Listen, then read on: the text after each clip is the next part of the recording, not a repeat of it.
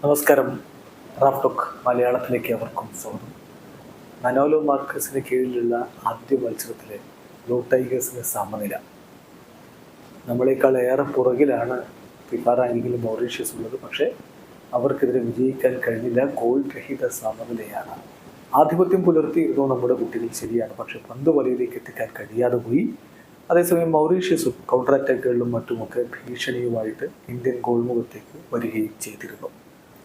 മത്സരത്തിൽ ആദ്യ 11-ൽ അമരീന്ദർ, ബേക്കെ, ജയ്, താപ്പ, മൻവീർ, ലിസ്റ്റൺ, അപ്പുയ, ആശിഷ്, ജീക്സൺ, ചാങ്തെ, ചിങ്ലൻസന എന്നിവരാണ് ഇന്ത്യൻ ടീമിന് വേണ്ടി കളിക്കളത്തിലേക്ക് ഇറങ്ങിയിരുന്നത്.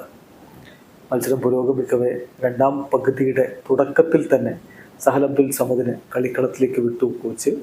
താപ്പയെ പിൻവലിച്ചുകൊണ്ടാണ് സഹലിനെ വിട്ടത്. പിന്നെ ലിസ്റ്റന് പകരം നന്ദകുമാർ വരികയുണ്ടായി.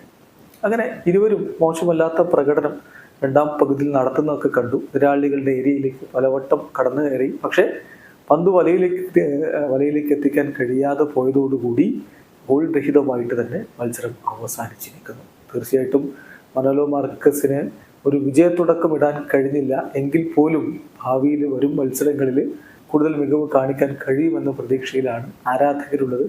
ഇതിപ്പോൾ താരങ്ങളൊക്കെ പ്രീ സീസൺ ഡ്യൂറൻ കപ്പും ഒക്കെ കളിച്ച് വരുന്നൊരു ഘട്ടമാണ്. അധികമൊന്നും ട്രെയിനിങ് ഇന്ത്യൻ ടീമിനോടൊപ്പം ചെയ്യാനും പറ്റിയിട്ടില്ല. അങ്ങനെയാണ് കളിക്കളത്തിലേക്ക് ഇറങ്ങേണ്ടി വന്നത്. എന്തായാലും മത്സരം സമനിലയിൽ അവസാനിച്ചിരിക്കുന്നു. ഇവിടെ അവസാനിക്കുന്നു. ഫുട്ബോൾ ലോകത്തെ കൂടുതൽ വിശേഷങ്ങളുമായി റാഫ്ടോക്സ് ഉണ്ട്.